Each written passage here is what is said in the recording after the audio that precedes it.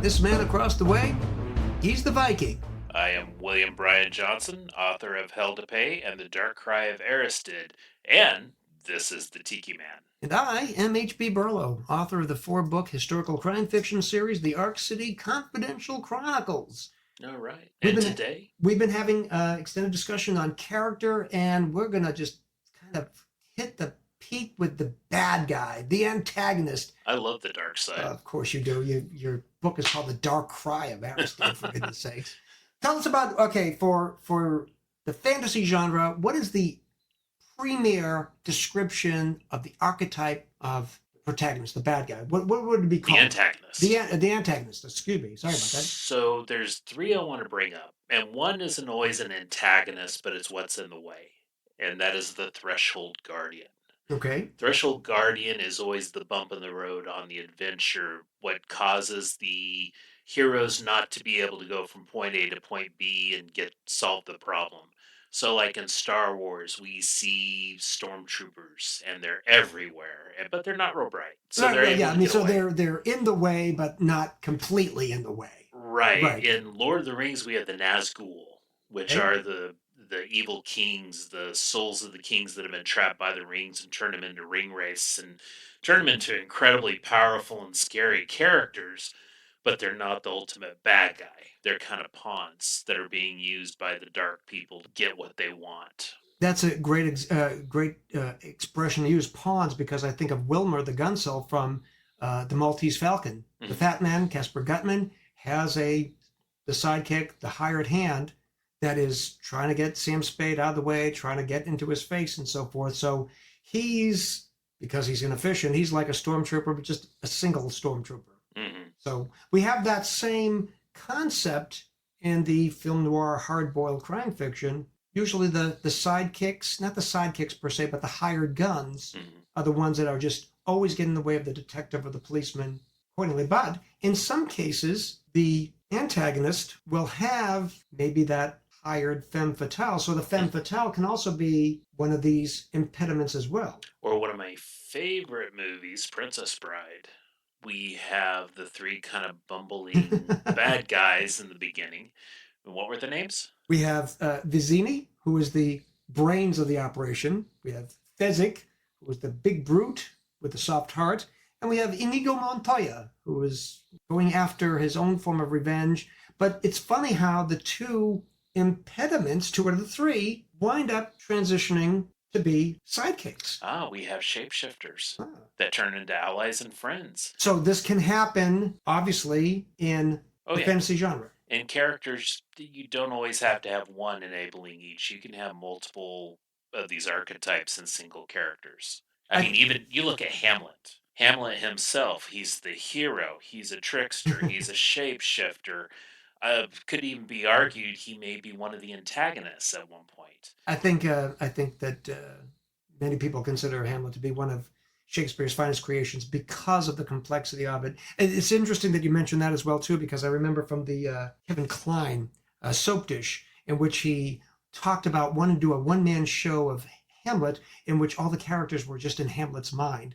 And even though this is a comedy movie, it references something that is potentially true of Hamlet if we were to explore that deeper. We're not going to in this particular episode. Right. But I've got an example for you as well too.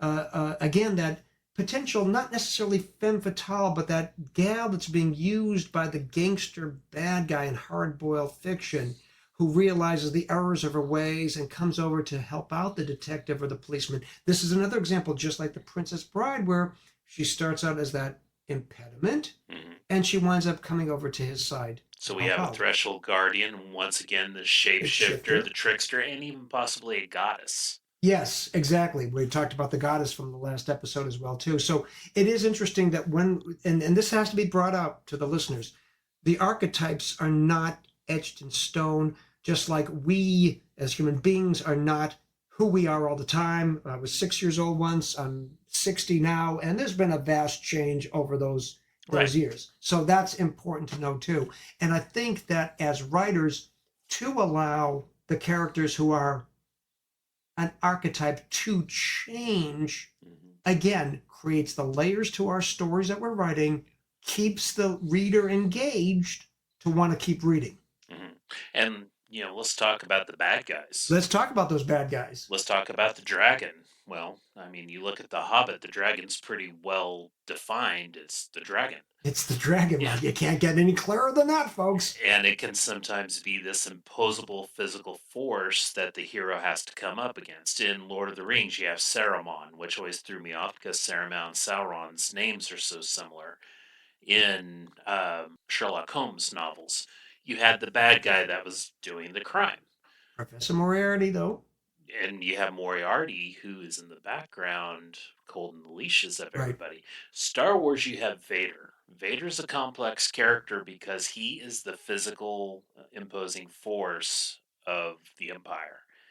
The Emperor is not going out to all these scenes and causing problems because he has Vader do it for him. The Emperor is in the background pulling Vader's leash and is known as the Shadow archetype, as the same with Moriarty, as the same as Sauron. You have these villains that have their people that go out and do the bad.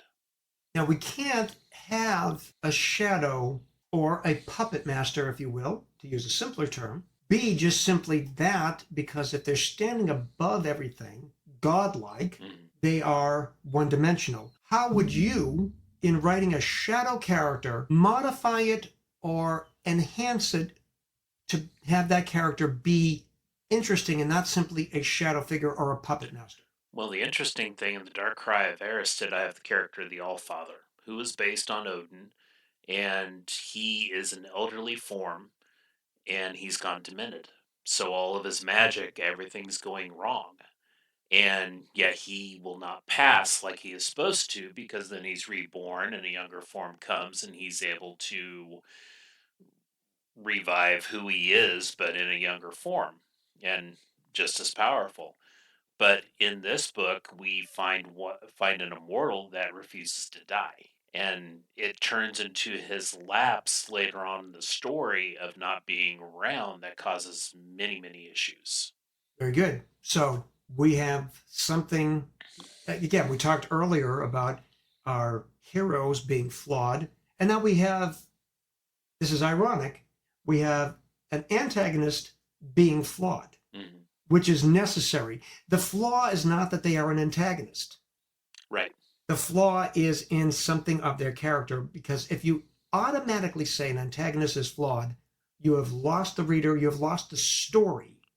The antagonist is just a person who is against the protagonist. Right. Okay? Their point of views don't line up. Exactly. Exactly. Now, I mean, in the Maltese Falcon, you've got Casper Gutman, who is a not demented, but an eccentric, wealthy man, single-mindedly spending many of his years going after an objet d'art because he thinks it'll make him, I don't know what, wealthier, more powerful, and overlooking the fact that he has just wasted most of his life looking for something that potentially doesn't exist, by virtue of the last line of the movie, The Stuff That Dreams Are Made Of, which, by the way, is from Shakespeare. But he is an interesting character because of his laugh, because of his intelligence, because of his good taste in cigars and scotch. Right. But he is flawed because he is obsessive. And, we look at characters in popular culture. I mean, look at the Joker. Does the Joker have any good aspects to him? Well, that could be argued. But, I mean, you look at somebody that just kind of wants to do evil for evil, but his excuse or his ability to make him a totally evil character is that he is so mentally unstable. And you cannot know from one moment to the next what the character is going to do. Right. It's an untrustable character.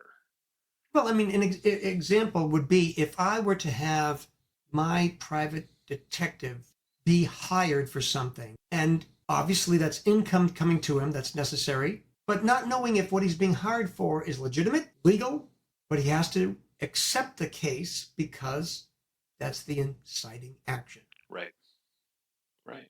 So we've got our bad guys, and we've already agreed They are not flawed simply because they are bad guys. Mm-hmm.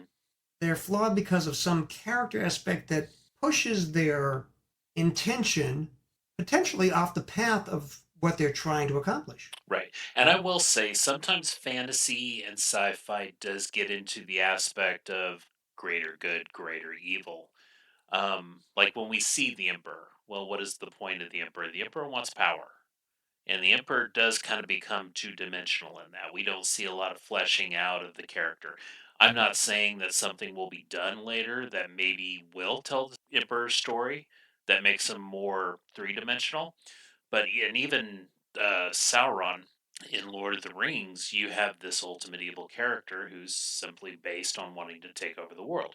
Now I know that there's stories in the Silmarillion, which was the fourth book of the Lord of the Rings, Right? which was essentially the atlas and the encyclopedia that talks a little bit more about his background and why he was the way he was. But in just the simple Lord of the Rings trilogy, he is just kind of the ultimate evil. And fantasy sci-fi will kind of allow that to where more of your regular fiction will not allow for some to be Correct. just that bad. And personally, I don't accept that. I mean, evil for evil's sake, that's great. I mean, even in Psycho, Norman Bates, at the very end, they wrapped it up by talking about his mother complex. Mm-hmm. So it wasn't just a guy killing people that came to the hotel or the motel.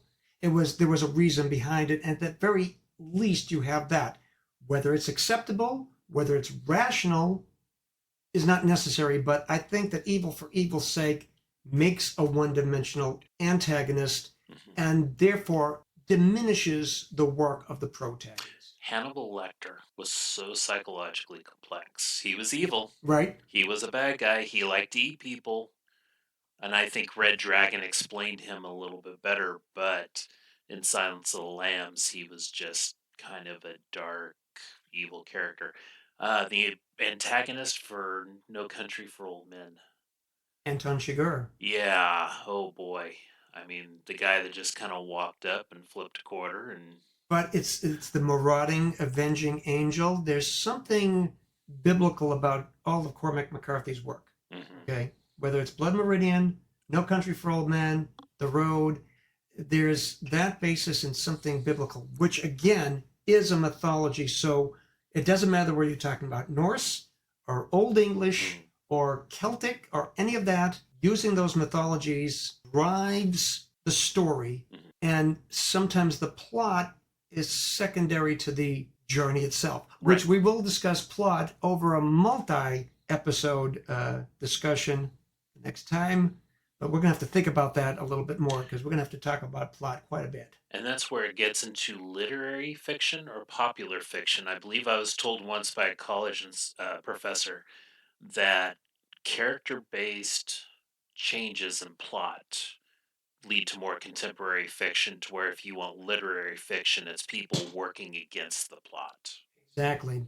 Neither one of us has a degree in anything, correct? Yeah, I got a minor. Okay, he's got a minor. We thank you for joining us. Hey, don't forget that Hell to Pay and The Dark Cry of Aristed by William Bryan Johnson and The Arc City Confidential Chronicles by H.B. Burlow are both available on Amazon.com.